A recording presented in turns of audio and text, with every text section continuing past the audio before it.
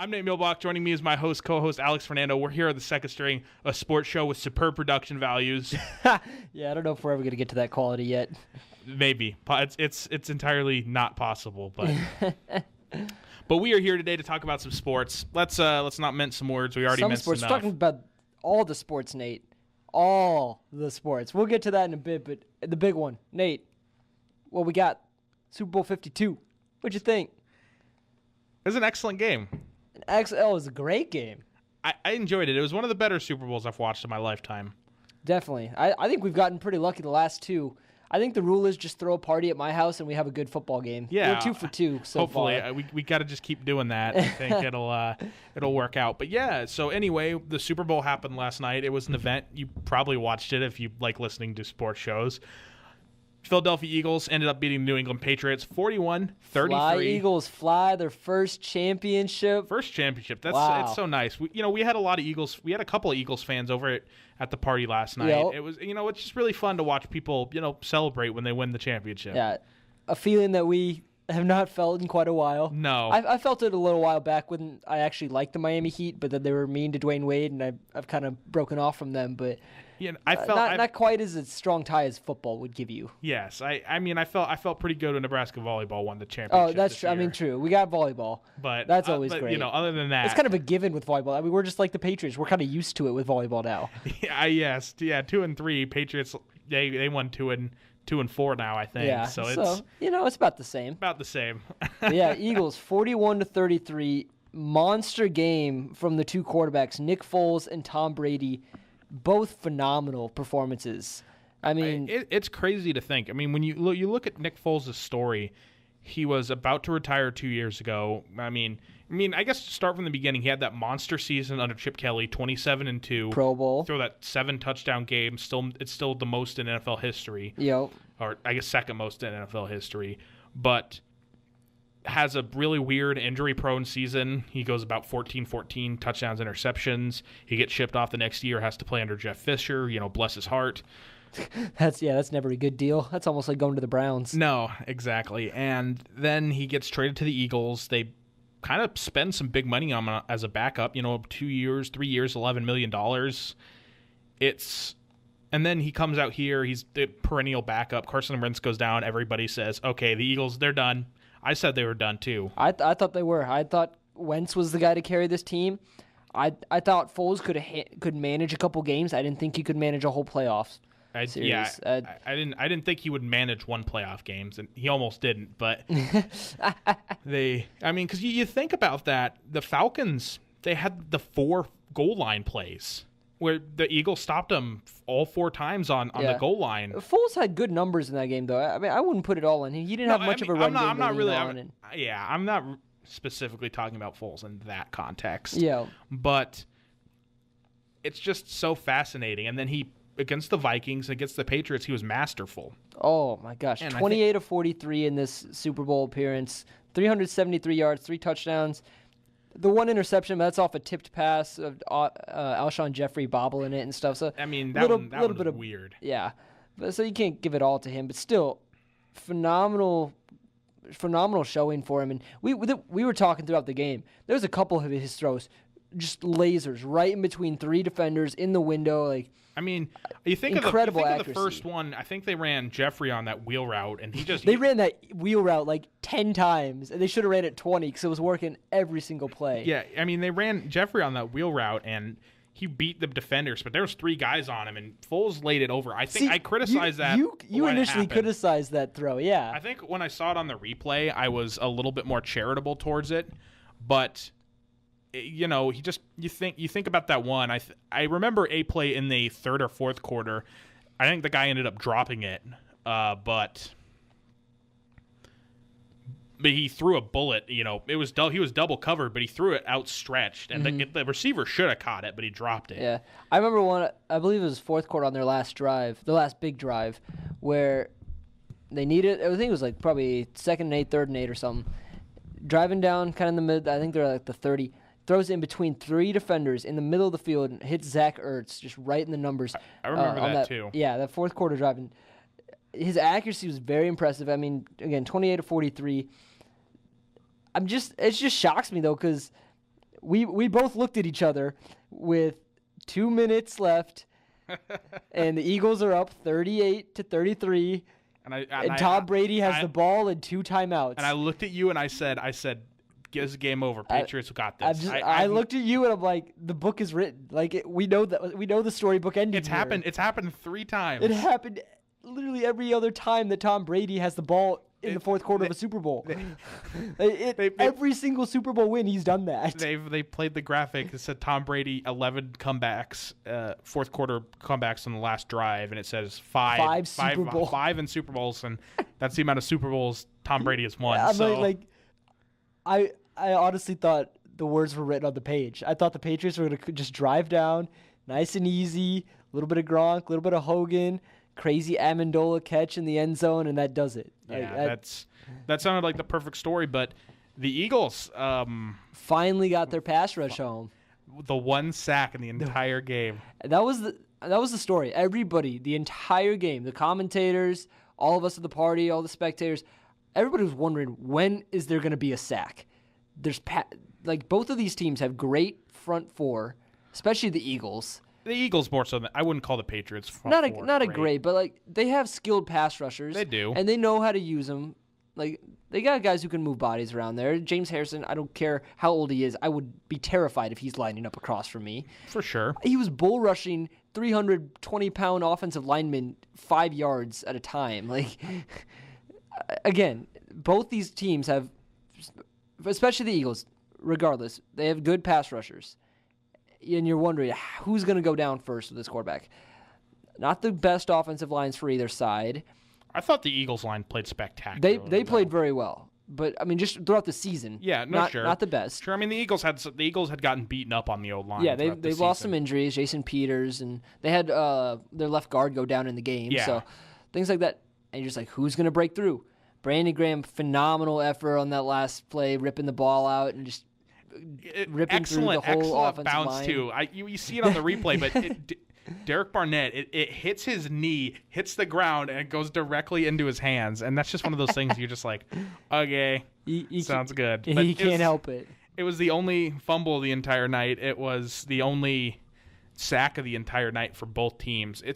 This was not a defensive game. No. The graphic went up. Yeah, went up in the middle of the fourth quarter that this was the most yards in any Super Bowl. And then it went up partway, a little bit, a couple minutes later. It was beginning of the fourth quarter. That was most in any Super Bowl for yards. Yeah. Then a little bit later, it was most in any postseason playoff game. And then it was most in any NFL game ever for total yards. Yeah, the Patriots had 600 yards? Something like that. They had, let me check. Brady had 505 passing. And there was 113 yards rushing. Yeah, so they had over 600. Eagles and a little over 500 total. A little over 500. So 1,100, almost 1,200 total yards, about 1,200 total yards. I mean, that's unprecedented, and that's like some Oklahoma, Texas Tech stuff. And a lot of people were saying, and I think I believe them, that this is kind of the evolution of where they think the game is going. You think? Because one of the big things that a lot of people have been stressing about this game is the over-reliance on something like the RPO, the run-pass option, that the Eagles ran to just superb. You think about all the wheel routes they hit on, that's all RPO. They're hitting all that one-pass option, and they're stressing that it stresses the linebackers out. And I know New England doesn't have the linebackers and the DNs. Yeah, anybody containing those edges, they don't know what to do. Yeah, and with stuff like this, you really see the evolution of the game. And I think people like the game like this. Everybody likes the idea of a good defensive struggle, but I don't think many people actually like a good defensive struggle. They like big defensive plays within a crazy offensive attack. Yes. Kind of like you jump back to college a little bit. UCF. But UCF, Memphis, yes, the score was insane. It was 50-something to 60-something in double overtime. People like crazy interceptions at the right time. Yeah, and everybody's like, oh my God, there's no defense in there. No, there was multiple sacks for both teams, multiple turnovers, lots of pressure on the quarterback, big tackles, big hits, interceptions, fumbles. There's a lot of big defensive plays that turn the tide of that game, but it comes with in between all the crazy deep bomb offensive attacks. Yeah. I think you're right. I mean, the idea of a defensive struggle, you want the best defense and some things like that. But when you get to a game and you're sitting at 3-0 at halftime, and neither team can move the ball past the 40 or past the 30, you're just like, I want to see something. Yeah, we've seen Nebraska this year. Like nobody likes that 14-7 games at halftime. And listen, I know a lot of people do, and I love defense way more than offense. So I appreciate a good defensive smackdown, but I think most people just don't. There's always got to be at least one side with offense. See, the thing with you look back in Nebraska in 2009, best defense in the nation, arguably the worst offense in the nation. Yeah. So we could shut people down, but we couldn't move. Yeah, and this game was entertaining. Nobody could stop anybody, and they were just marching down the field, and that's exciting. People like third down conversions. They like when teams air it out for 14, 15 yards. Yeah. They like big running plays. And the crazy broken plays that turn into 50-yard gains. Yeah, and then the scheming that happens in these games, I think this is more what I think we're going to continue to see as football evolves through the years. But you take a step back and you look at this, the arguably biggest play of the game is a defensive play. The one sack and strip of Brandon Graham on Tom Brady. Yeah. So there's still plenty of defense. I mean, they knocked out Brandon Cooks. That's a big hit. That's a defensive play. The interception tipped off Alshon Jeffrey. That's a defensive play. The Eagles are going to go score, and they were going to be up 17-3. Exactly. So there's still plenty of defense mixed in with all this offense. It's just hard to see because the scoreboard blinds you. But I've always said there's a lot more defense behind the numbers. I agree with you there. Now, in talking about the Super Bowl, I want to start to discuss a few specific plays. We kind of had an issue with them talking. Let's start with the first one. Let's start with the easier-ish one. Let's talk about Corey Clement's touchdown. He was in. I thought he was in. It was a little bit tricky because that ball was moving towards the end. See, that's where the big question is. We'll talk about the Ertz one in a few minutes, but now, the Clement one, the ball was moving. He was shifting the ball when he was around. I thought he managed to secure it and drag his feet before he stepped out. He was in bounds. I'm not entirely sure if he had full possession while in bounds. That's my thing. His foot being in, because he had the one step, he dragged the other one, and then the third one he was kind of on the line. So it's not about the steps for me. It's on that third step, while he's dragging the other foot, is he still holding the ball tight enough to be considered possession? Because he was moving it down a little bit, or it was kind of falling because he dropped his other arm off. Yeah. I don't know. See, I thought that one was way more controversial, and the refs confirmed that one within a minute. I know they didn't take any time to look at that one. They were just like, "Yep, that's a touchdown." And then you get to the Zach Ertz touchdown, and I know the refs looked at it a while because it was the last 4 minutes touchdown. of the Super Bowl. That's kind of deciding the game a little bit. But that one, it was so clear it was a touchdown. I don't disagree that's a touchdown, but I look back a few weeks or a month to December when the Patriots played the Steelers. That should be a touchdown as well. I think both of those should be touchdowns, but the way they called the Steelers catch, I didn't think they were going to call this one in favor of the Eagles. I thought they were going to overturn it.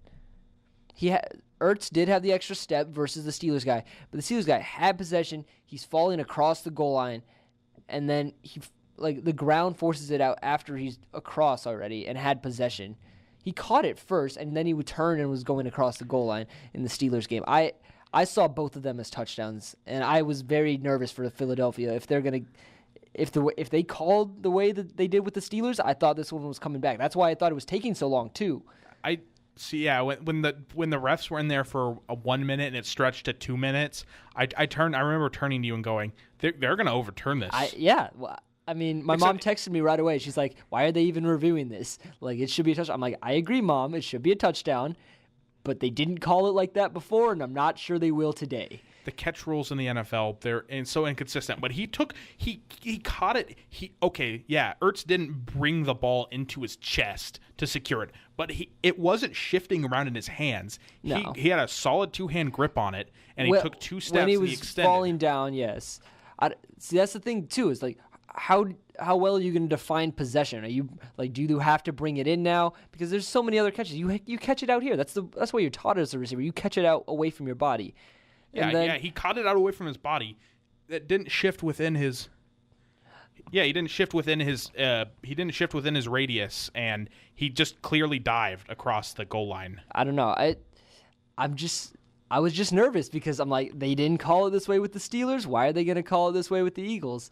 But it did. They didn't overturn it. They let it stand. They didn't think it was conclusive, so they let it slide. And I don't know. There's a couple of interesting plays. All right, we're gonna have a few more things to discuss at the Super Bowl. We're gonna take a quick 1-minute break. We'll be back in a little bit. You're listening to Second String with Nate Mielbeck and Alex Fernando. Keep tuning in. How to be a great dad in 15 seconds. Bike ride, go fish, walk in the park, phone call, milkshake, play catch, picnic, fly a kite, tell jokes, laugh, talk, read a story, tell a story, bumper car, swing set, bowling, pillow fight, cut loose, stay tight. Whew. Because the smallest moments can have the biggest impact on a child's life. Take time to be a dad today. Call 877-4DAD-411 or visit fatherhood.gov. Brought to you by the U.S. Department of Health and Human Services and the Ad Council. How to be a great dad in 15 seconds. Bike ride, go fish, walk in the park, phone call, milkshake, play. Hey, what's up? Holla at ya, boy. XOXOXO. You getting these texts? Question mark. Where are you? What are you doing? OMG, you are making me mad. You better text me back. I'm waiting outside your house. Relentless, aggressive texting is like sending an angry robot to deliver your message. When does the robot become dangerous? Let us know at that'snotcool.com. That's not cool.com. Brought to you by the Ad Council. All right, Nate Mielbeck, Alex Fernando, back to you with some more Second String. We're going to have a little bit more discussion about the Super Bowl. The Super Bowl. I want to talk to you about one thing, and that's good old T. Brady. Tom Brady. Nate, if I came in today and if you had never seen the Super Bowl in your life, if I come in on Monday morning and I say Tom Brady threw for 505 yards and 3 touchdowns, who won the game? The Patriots. Who won the game? The Patriots did, except they didn't. The Eagles won. Oh, my gosh. A phenomenal performance by the GOAT. You can't do much more. Yeah. Everybody's going to blame him on the 2 plays. They're going to blame him on 2 plays. And I knew they were going to show these 2 plays everywhere the entire offseason. Yep. And they're going to blame Tom Brady for losing this because he didn't catch Amendola's pass. That was a terrible pass, by the way. Tom Brady didn't catch it. Tom Brady didn't catch it. It's his fault. He could if Tom Brady didn't catch it. If he sprinted a little bit faster. If Tom Brady was faster, if 40-year-old Tom Brady was slightly faster. Okay. I'm saying he probably still could have caught that, but Danny Amendola did not throw a good pass. Hit him in the hands. Hit him in the hands. And then the strip sack, which is it's much the offensive line's fault than his. Oh yeah, and that's a tough play. You're trying to sit back there, scan the defense, find your reads, and just as you're getting ready to pull back and fire it, you got Brandon Graham, one of the best pass rushers in the league, coming straight at your chest, ripping around your offensive guard, who is circled back into you, so you can't move anywhere. That's a tough play. They're going to blame Brady. They're like, why didn't you hold on the ball? It's not easy to hold on to a football when you're being tackled by a 280-pound man. No, and it was a great game. It was honestly one of the better Tom Brady games I've ever seen him play. Oh, for sure. We were sitting there watching, and his throws. Oh my goodness, I honestly don't know anyone else in the league or that I've seen play football with as quick of a release as he has. I mean, the Eagles. I don't think the Patriots have that great of an offensive line, but nobody could touch him. He would fire him off. You mentioned it. There was 1 sack in the game, and that was the strip sack with a minute 46 left, or like just over 2 minutes, like 2:20 left or something like that. Yeah. So 1 sack throughout 60 minutes of football, coming in the last 57 minutes. That's ridiculous. It was pretty crazy. It was much more with Tom Brady's play than the offensive line because he just rifles it. He has such a quick release. He looks, and his ability to look off defenders was even more uncanny. I remember that Chris Hogan touchdown where he just kind of like weaved out and then kind of circled back into the middle of the field, and Tom Brady just floated. Tom Brady knew exactly where Hogan was going to be right from the snap. He looked, and he saw Hogan break to the right. And he's like, all right, Hogan's going to come right back to the middle. I know where to put it. So Brady just leaves him, looks over to his left for like a second and a half, looks back, and all the safeties shifted right over. Completely just started breaking to the left. And then Brady just floats it back to the right. Too easy. That is a masterclass. This is one of those things that if the Patriots would have won, we would have every single headline in the newspapers, on TV would have been like, Tom Brady, he's the greatest of all time, no disputes. I still think he's the undisputed greatest of all time. I would agree. But he is, I mean, even with the loss, I think it cements this place even more. Honestly, if he didn't catch the pass. He didn't catch he dropped it. He dropped the Lombardi. His first drop pass of the career. That's a nice gift. Him dropping the Lombardi. I will admit. That's been a great picture going around. But if I had to say this loss is on anyone, I'm gonna put the loss on Mr. Bill Belichick. Bill Belichick. Why? For a few reasons. One, first thing before I start, Bill Belichick, he's the undisputed GOAT coach in NFL history. I'm not going to dispute that, Mr. Belichick, if you're listening to the second string. He is the GOAT, but he made a lot of questionable decisions. Yep. The first one. The most notable being. Where's Malcolm Butler, man? Where is Malcolm Butler? The entire game, especially the one play where I really think that Malcolm Butler should have been out there more than anybody else was the Zach Ertz touchdown. I think so too. Because I don't know if you remember, I screamed it. I was screaming the whole time, right from the get-go of the play. Devin McCourty didn't have his feet set.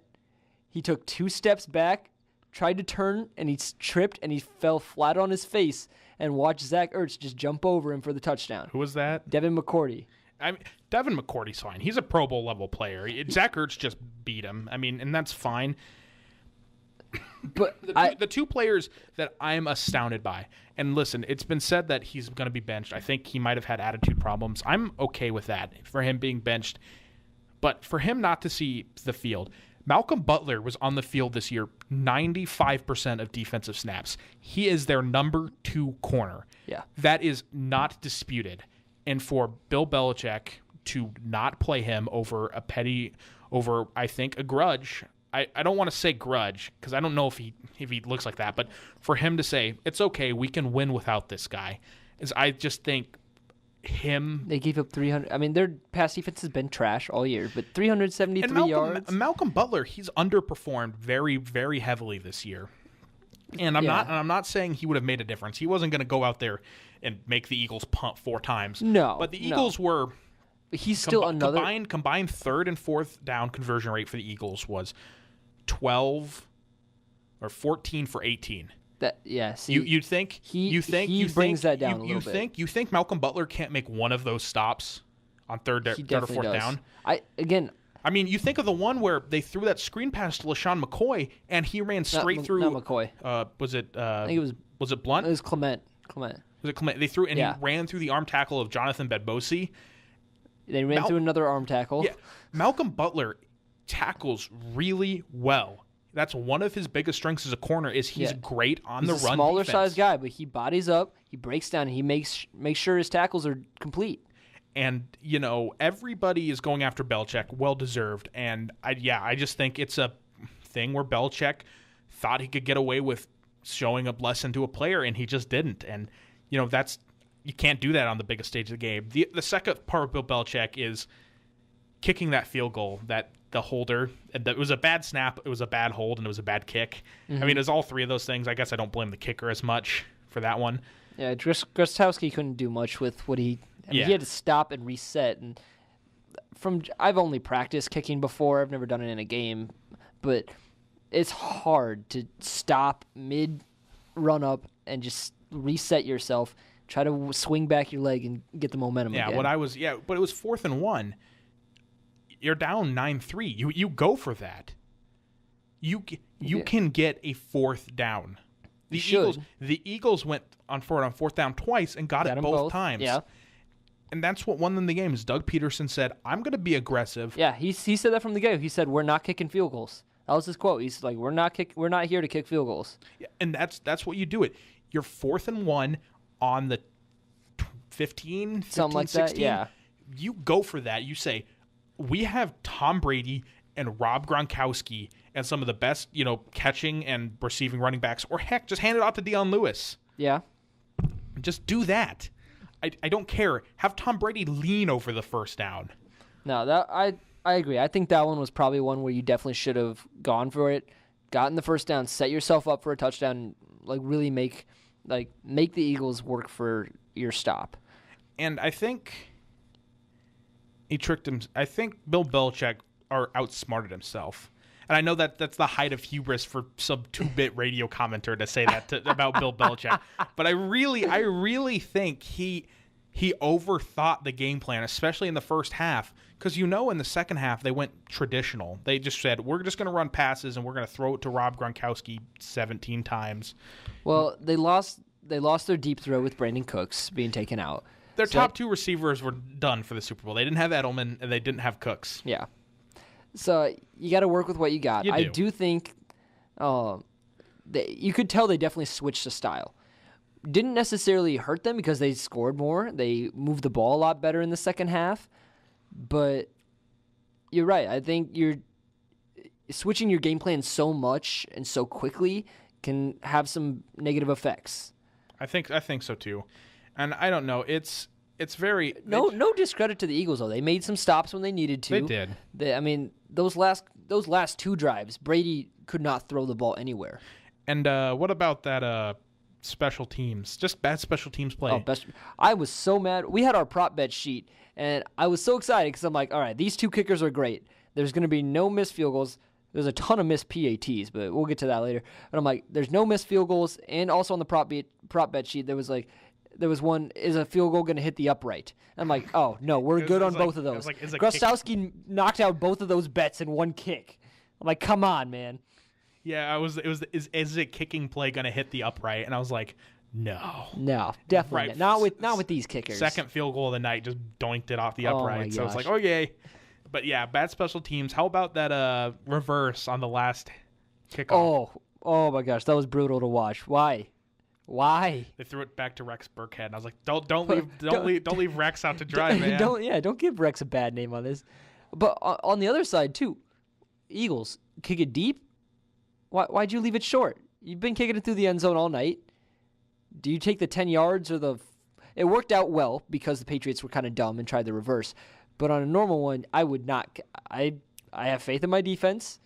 I put the Patriots as far back as I know I can get them. I know I can get them at the 20 or 25 for sure. So I kick it deep.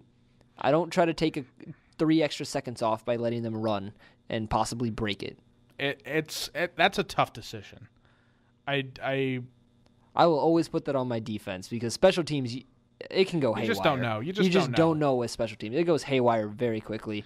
But very dumb move by the Patriots. Let's talk about a couple silly things before we pack it up on the Super Bowl. A couple silly things. What we got? What was your opinion on the halftime show? I thought it was kind of boring. I'm not wasn't gonna lie. that impressed. No, I don't. I mean, no discredit to JT. He's JT, but He sang JT songs. He sang JT. I did appreciate some of the JT songs he had with the guitar background. Yeah. I told a couple people behind me, I'm like, this is actually kind of intriguing, but nothing else was really. No, I mean. What about the kid who got that? The kid. Oh god, he was definitely the halftime highlight. Yeah. I just want to say this kid is 12 years old. He is not a millennial. He is Generation Z. You cannot put this on millennials like us, okay? People are going to give a lot of bad names to millennials being on their phones and discredit us. No. This is all Generation Z, okay? Like appreciable. It's like this is a 10-year difference between millennials. We have a 10-year difference on this kid. He is Generation Z. He is not a millennial. But, dude, you got JT next to you. You take your selfie and you're done. My favorite thing was his interview was like I was watching a video on my phone. I was like, you're on the Super Bowl, but I mean his family's at the Super Bowl. Maybe he was watching a video of JT's halftime show on his phone. I liked the picture I saw on Twitter of him. It was like, people were doing this thing on Twitter like a picture of him and then a picture of what he was looking at on his phone. Yeah, they had like Google typed like who is Justin Timberlake? What is the Super Bowl? Yeah, I enjoyed that one. So it was definitely the highlight. What was your favorite commercial? Favorite commercial? Oh, hands down, Eli Manning, Odell Beckham, Dirty Dancing. Like that was good. By far the best one. By far, I mean, we're showing our bias as pure football fans. But oh no, that was just hilarious. Yeah, it was just a good time. I just remember. I can't remember who it was at the party, but someone made a joke. Is like, and this is how Odell Beckham broke his ankle. Yeah, I'm like, yeah, probably. The Alexa commercials for Amazon were really good too, where they had the other actors do voiceovers for Alexa.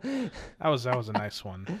I don't know. There were some good ones this year, but you're right. The halftime show the kid kind of made it for me, but otherwise JT. I mean, he did JT stuff. The Prince tribute was nice. It was nice. It was completely expected, but it was nice. It was the easiest thing on my prop bet sheet. Oh, easiest thing to predict on the bet sheet for sure. So I did manage to call. Oh my Can't Stop the gosh. Feeling was last. Yeah, I biffed on that one. You know what one on the prop sheet bet I didn't biff on? The Gatorade color. I knew I was going to hear about this again.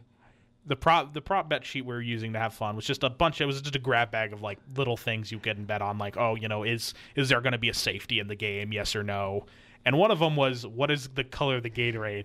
And I guessed yellow, and nobody else guessed yellow.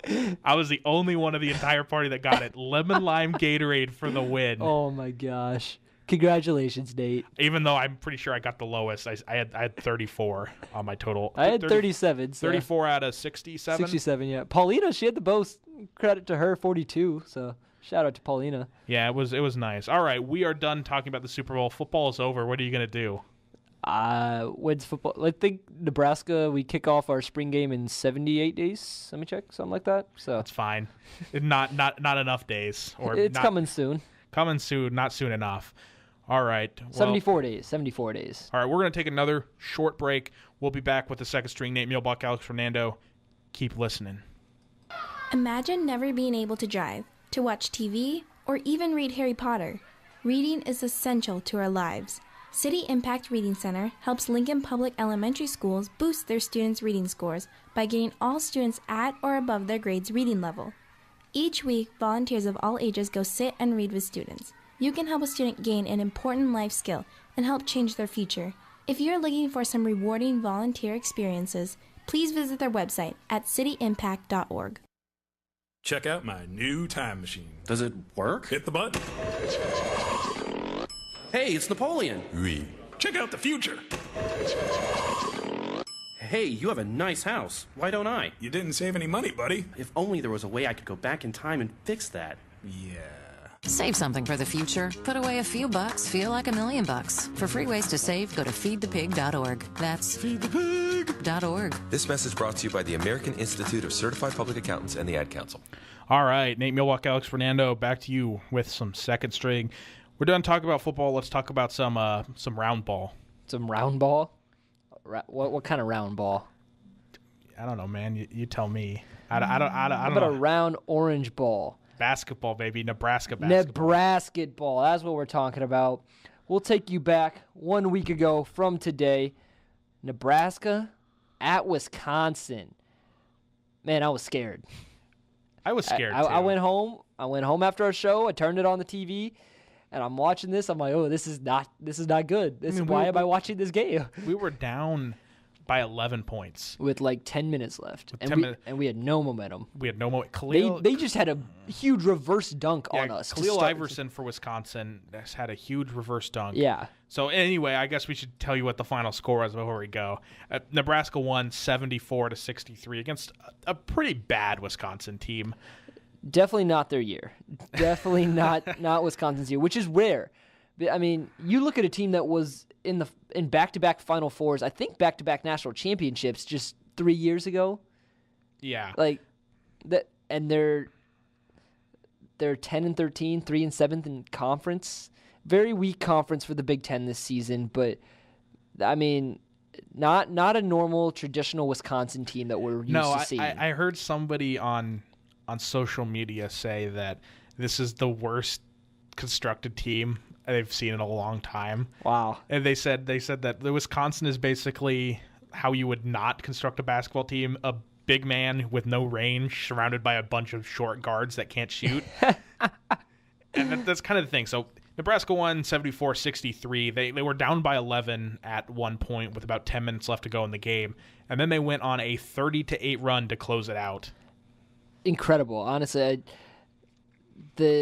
watching the Huskers, basically what happened is they're like, oh, this Ethan Happ kid is getting a lot of points and he's doing a lot for Wisconsin. Let's surround him because nobody else can shoot the ball. That's basically it. I mean, Ethan Happ can't even shoot the ball. He had 25, 8 of 19. Like, he can't. He can't shoot free throws, though. 8 of 19 on free throws as well. That's the big one. We would foul him down the court, and he would just give up. So either he would get 0 or 1 point. Yeah. And we'd score. And, man, James Palmer Jr. JPJ. He might be my favorite Nebraska basketball player of all time. That I've seen. At least that I've seen so far. Okay. I mean, there's not much to go on in Nebraska. Yeah, we haven't history. seen a whole lot of talent. And like we weren't alive back in the late '80s. I mean, we actually weren't alive. Oddly enough, no. Back we were not alive in the '80s, Nate. We weren't alive in the '80s back when. In the 80s and early 90s, back when Nebraska was actually pretty good. We actually had a few high seeds in the NCAA tournament, lost in the first round in all of them. But of course, we're the only Power 5 school to not have a tournament win, so maybe we'll get one this week. Maybe this fall. Fall. We are in the spring, Nate. Oh my gosh. We are in the spring. I'm discombobulated. But yeah, Nebraska beats Wisconsin 74-63. Just gave a lot of heart, a lot of effort. Again, that switch defensively to just kind of surround Hap, and we played 1-3-1. Yeah, and that confused them. That's the thing. Last season, the past few years, when we needed to switch to a 1-3-1, Tim Miles would not do it. He would refuse every time. He wouldn't push the 1-3-1. He wouldn't try it. And then now he just sprinkles it in like right at the opportune moments, and it seems to just completely dismantle the other team for a solid 5 minutes, and it gets us back in the game. And it's just really interesting to see, because I'm like, what has changed in this past year? Did all of your assistants just come in and say, hey, run the 1-3-1 every once in a while, mess these teams up? Because before, I mean, there was times where I remember my uncle and I were at the game. We're just like begging for the 1-3-1. We're screaming in the stands. And we're just like, move somebody down and play the 1-3-1 and just like mess up their outside shots right now. It was good, and thankfully Wisconsin can't shoot, and we managed to get it. And we just also with the turnovers too. It was a 6-13 turnover difference in Nebraska's favor. Yeah. So taking care of the ball, especially down the stretch, even with that kind of rough scoring patch, it was nice. And when you get here has how many points members of this team had. We had 0 points from Isaiah Roby, Anton Gill, and Evan Taylor. They combined for 0. Yeah. And we still managed to win by 11. Palmer had 28, Copeland, and Glenn Watson finally, that seemed like, had a double-digit game. Finally, yeah. Glenn, it's so tough. He's such a great defender, such a great passer, but his shot, like he brings it up, it looks good, and just rims out every time.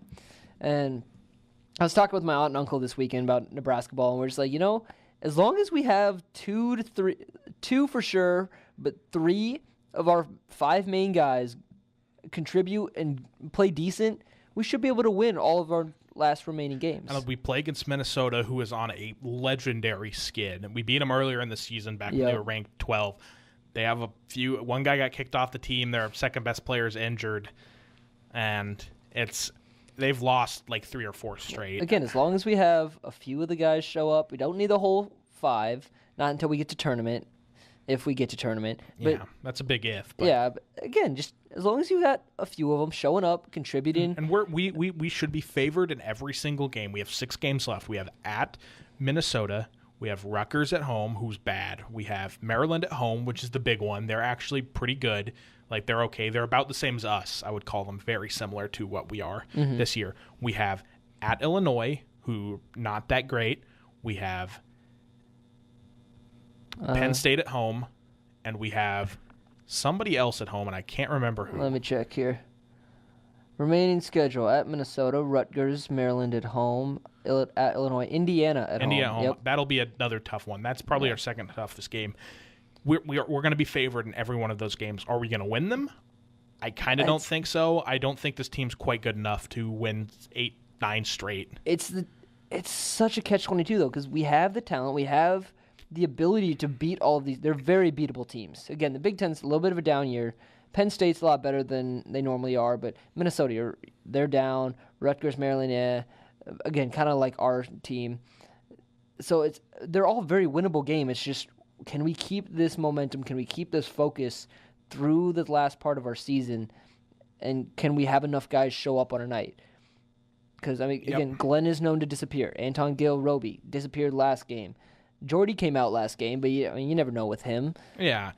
It's a very hot and cold team. Aside from Palmer and Copeland, you just don't know what you're going to get from the rest of the crew, and that's going to be big. I think they have the talent to definitely be on the bubble, and in bracketology we got moved up. We're now in the first 4 out. Oh, okay. So we're climbing up, making moves. So I think this shows us that as long as we keep winning, if we finish out this regular season 6-0, 5-1. I think we could possibly be in. It's going to be a long shot, and they have to play well. But I'm excited. It's a good time to be excited about Nebraska basketball. We'll see tomorrow, though. That's the big one. We'll see what we can do. All right, moving on from the men's side to the women's side. We're gonna talk about this for a couple minutes. Rough one. It was rough. Maryland, you were there. Maryland's they lost to Maryland 64-57. Maryland ranked number 11, 20-3. They're a really good team. That Maryland is. They played disciplined. From what you told me, though, I wasn't able to attend. But 7-point loss. You said we were turning it over like crazy. I don't know if we were turning it over like crazy. Maybe it just felt like that in the moment. Let's see. Well, Maryland had 17. Nebraska had 9. So I don't know. Well, we had rebounds though. Oh goodness. We had turnovers. I think at the worst times. Okay. Is more of what I was saying, and I think this loss for the women's. Do you want to hear the rebound difference? I don't. They offensive rebounded out of us 49-29. It was crazy how bad we rebounded. That's what tells the story right here. And still 7-point loss. I mean, tough. Tough, not good. And Nebraska's one of the worst rebounding teams in the nation for women's basketball, and it's really unfortunate. It's more has to do with our team and roster composition outside of Kate Kane. We really don't have anybody that's big bodied. I mean. Rachel Blackburn, Grace Mitchell, Darian Washington, they're solid posts, but they just don't have the size to really body up against people like the starters Maryland had. Maryland was consistently had people that was bigger than some of Nebraska's post players, and that's just an issue that we're always going to have. And I thought the women's team lost in the fashion that I felt like they lose most of their games for. They play sloppy on offense. They throw too many turnovers in bad spots, and they got out rebounded. Well, they have a chance to kind of pick it up. And Maryland, again, that's an 11th ranked team in the nation. They've lost 3 games all season, only 1 in conference. Yeah, so it's not like they lost to a bad team. No, this was a fine loss. And Nebraska has a pretty easy schedule. They play Maryland again at Maryland, which is it's their only other game against, I think, a 500 or better team the rest of the season. So yeah, definitely again winnable throughout for our girls. Maryland will be tough on the road, but you keep it close. Maybe even if you can pull an upset, that's good too. But and it's one of those things where looking forward to the Big Ten tournament with these ladies. I think for Nebraska, you need more out of your starters. You look at some of the points. Maddie Simon 1 for 9, 5 points. Hannah Whitish was the big one. She 7 points, 2 for 8. She had probably had 5 of those turnovers herself. And for somebody that I think for Nebraska needs to step up and be the second best, third best player on the court, I think it's just a disappointing to see that. And she's really young. She's only a sophomore, so I think she'll get there. But hey, Taylor Kissinger, I thought was the first time I've seen in a long time where I've really felt like, oh wow. This is really getting back to where she was at the beginning of the season before her injury. She still has issues like moving around the court. She's definitely not as quick and not as confident in her movements as she was early in the season. Yeah, she's definitely lost a step, and I think that's not going to probably get better until the off season. She was confident, and she actually felt like she was moving around screens a little bit better and shooting with a little bit more confidence. So if we can get that the rest of the season, that'd be a big, big help. For sure. Well, good luck to the ladies. Hopefully, we can get back on track after the Maryland loss. Hopefully. Let's move to the big leagues with the round ball, Yeah, all right. The NBA. Nate, LeBron. Did you hear his thing I about did hear that? his comments. Oh, my goodness. He told the reporters, he's like, take us off national TV. Take the Cavs off. We're crap on national TV. That's basically his comment. He's like, we get blown out every time on national television. The most recent loss is 120-88 against from the Rockets, which Rockets are a very good team, but the Cavs, I don't know. Is LeBron making 8 straight? No, I say no. You don't think so? Their team is incredibly poorly constructed. You look at somebody like Isaiah Thomas, like Kevin Love's injured, dude. They're in danger of falling to like the 7th seed. They are not playing good basketball right now. No, their roster is terribly constructed. A lot of their pieces aren't playing well. Do you think... I love my man Ty Lue from Nebraska. Got a championship for the land. I'm not happy. I'm still not happy with it. I'm still salty. He's not a good coach. Unfortunately, I love the man. You know, played his heart out for the Nebraska. I'm still salty, and I'll agree with the bad coach because I don't know how many listeners know this, but went to LA for spring break last year. Was all excited. Me and my friends. We're going to a Clippers Cavs game, prime time Saturday night. This story, the game of the week. So excited. Don't recount this again. I get to see CP3. I get to see Blake Griffin, DeAndre Jordan. Speed up the story. I get to see LeBron, Kevin Love, Kyrie, Kyle Korver, and Tyronn Lue. As I'm going up to I'm riding the escalator up to my seat. I get the ESPN update. Tyronn Lue decides to sit Kyle Korver, Kevin Love, Kyrie Irving, and LeBron for a primetime game against the number 4 seeded Clippers from the number 1 seeded Cavs, and he sits all 4 of them. I'm like, are you kidding me? Yep. I'm not a fan of Tyronn. I'm still mad. I would be too. And their roster is terrible. Their roster is badly constructed. It has bad contracts all over the place. It's over. If you've seen the reports, they all apparently hate each other. They hate the owner.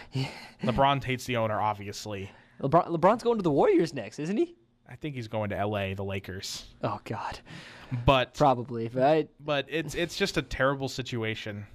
No, the Cavs organization is just kind of imploding on itself right now. It is, and I think now you're starting to see why Kyrie wanted out so bad. A little bit. Like, I still hate Kyrie, but you're not a Kyrie fan. No, dude, he said the Earth was flat, and he meant it. Okay, that's fair. I'm out. Like, I said the Earth was flat, but I didn't mean it. Don't take this out of context. I know I said it on the radio show, but I was just joking. No, you're right. But again, this is just. You think he saw the writing on the wall with this? You think probably he's kind of saw LeBron. He's like, oh, let's bring in this guy. Let's bring in this guy. Just I think a little bit. This team looked like it was just trying to build to like a win right now team. Yeah, and it can't do that right now. They're not better than the Celtics. I don't think they're better than the Raptors. I think they're probably barely better than the Bucks. They might not even be better than them. The Bucks they're pretty tough. And when John Wall comes back from injury, they can hang with the Cavs. I bet the Cavs, and I think LeBron and them are going to kick it into another notch come playoff time. But unlike previous years, I don't think that other notch is better than the Celtics. Yeah, I mean, LeBron's been to 7 straight. He's carried a lot with his teams. He's had a lot of help as well, but he still carries a lot. He's LeBron. I don't know if it's going to happen this year. I don't think so. It's going to be an interesting story to watch as we head into the All-Star break. Maybe things switch up. Maybe they get a little bit of a reboot. But man, this team's looking scary if you're a Cavs fan. Scary in a bad way. What other stories around the NBA we got?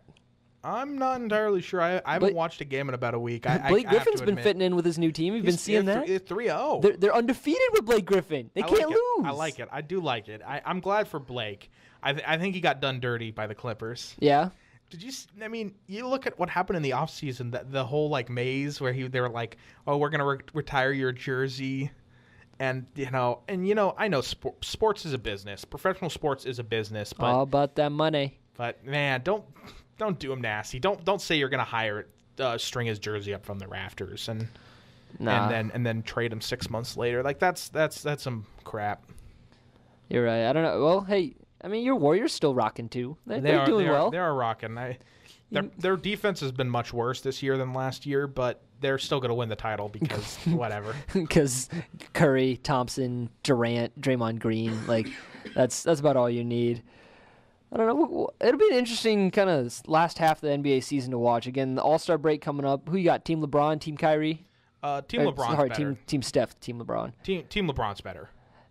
I don't know. I like some of the combinations that they have with Team Steph. Like, Steph to Giannis is just going to be beautiful. I cannot wait for those passes. I'm sorry. LeBron and Durant are 1 and 2. They're the 2 best players in the NBA. This is true. This is true, but I don't know. and Embiid, who's the defensive player of the year. Yeah, Embiid's gonna be a little bit of a Embiid's gonna be so much fun in the All-Star game. I cannot wait to watch him talk smack with everybody. See, he's on Team Steph though. I'm telling you, defensively, Embiid, Harden, Embiid, Harden, Al Horford, and Draymond Green all with Team Steph. Harden's not the best defensively, okay, but it'll be fine. It'll be fun. I mean, nobody's gonna try. It's the All-Star game, but no, they're gonna score like 500 points. So. But it'll be fun. It'll still be interesting. I liked it. Now, Nate, for the last few minutes, I want to bring up a very special sport to you. No, let's go quick into signing day first. Okay, we can talk about that. We'll save this for the very end because I mean you got to end with the best, right? We can't talk about that for 8 minutes. I'm sorry. But National Signing Day, 2 days away. Yes. Here's what I'm gonna think. Here's what the people you want to look at. People we're sure getting. Look at defensive back Cam Taylor. I think we're for sure getting him, and running back Maurice Washington.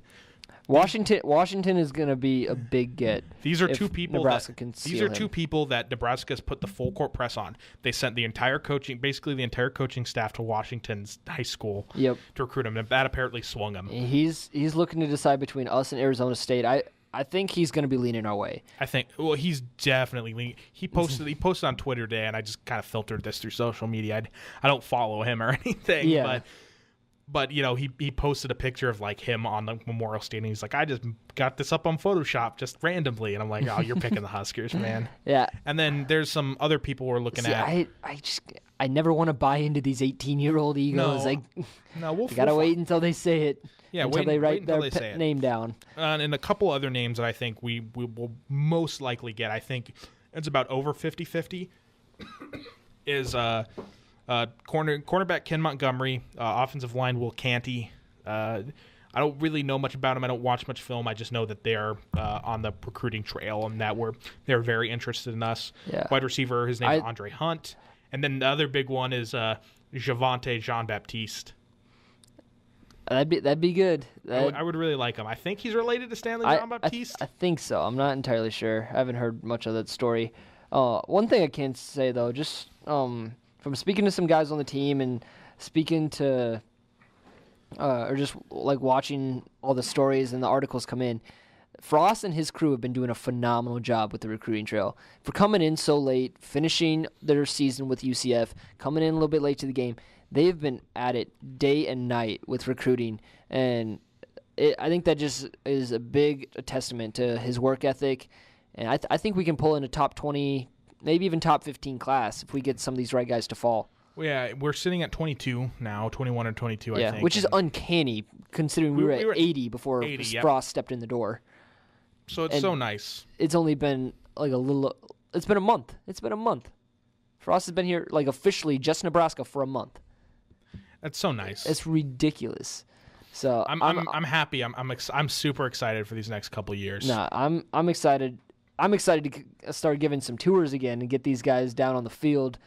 Spring game, where I'm sure we're gonna have a ton of visits on the spring game. So I'm excited to meet some of these guys on the recruiting front. What I would say is just be excited. Don't go too crazy. Don't. These are 18-year-old kids. Yeah, don't buy in too much into their egos. If some of them sign, that's great. You know, don't message them on social media. If they sign, that's great. Great. Give yourself a pat on the back and fist bump by yourself. Say awesome to other Nebraska fans. But if they don't sign, just say darn and move on. Yeah, they got to make their own decisions. They're living their own lives. But be excited for the ones that do come. Yeah, if they come, then they're ready to buy into Scott Frost. They're ready to play. If they don't, then that's fine too, man. They got to do themselves. They can play at other schools too. Everybody's looking for their own dream. Yep. But that's it for. We'll have way more on these. Next week will be a whole recap of signing day, whole coverage of we'll go who we got, full didn't get. In depth. I'm excited. Love the recruiting trail. Love that aspect. Now can I bring it up, Nate? Now can I bring it up? You can bring it up. Oh, my gosh. So after the Super Bowl, Nate and I were just hanging out last night, talking for a while, talking about the game, and we stumble upon ESPN2, and we stumble upon the National Championships of Cornhole. It's the beanbag. It's cornhole, Nate. It's the beanbag. It's the American Cornhole League, and it's the National Championship Tournament. It's called the ACL, which makes me think of my knee, but... Oh, my gosh. It was very entertaining to watch. Nate and I were kind of mesmerized. We were watching with some other friends, and I think the funniest part was just listening to the commentators. And This was a two-man announcing it's crew. a two-man, like they had a play-by-play color commentator kind of duo thing, and it's just incredible to like sit down and think about. Wow, they're going on multiple tangents with in-depth analysis on cornhole. On the beanbag. On cornhole. And they were. I remember we were making a joke about it. They had put up how they changed the rule from you can't bounce it on the ground onto the board or into the hole. And so we were making a joke like, oh, this guy, his whole game was predicated on this bounce toss. It's just, I don't know. I was legitimately impressed. I was mesmerized by I these was just announcers. impressed like, how do you come up with all of these in-depth analysis things to talk about with cornhole? Like they were like, I remember one time they were talking about it, and he was just like, "We see he's just zoning the board," and I was like, it blew my mind. You know, zoning the board. Insert GIF of me like, just my mind exploding. I was just like, what? I was like, I just tried to throw it in the hole, and he was like, they. When he was the announcers were referring to them like trying to throw it and just like landing in the hole. They were like they're like, he's trying to airmail it. I'm like, oh, okay. The four-bagger. The four-bagger. The four-bagger, yes. They called it was like when you get all 4 bags in the hole, it's a four-bagger. I don't know. I never thought of it much more than a yard game or like a tailgate game. No, but for all those white guys in flat bills, they really like the cornhole. Apparently, you can make 100,000 plus doing this. I don't know. We might have to switch our career plans, Nate. That's what you think. I'll play cornhole for $100,000. I won't be upset. I would too. You wouldn't win though. Oh, you'd lose to some skinny white guy in a flat bill. You underestimate my cornhole skills. Can you be a skinny white guy in a flat bill? No, not really. See, you're done. I could be a skinny brown guy. I can't be a skinny white guy in a flat bill. we're both out of consideration. Yep. I guess we can't switch sports. Can we wear shirts with our last name on the back? Okay, no, we're done. The cornhole was too much.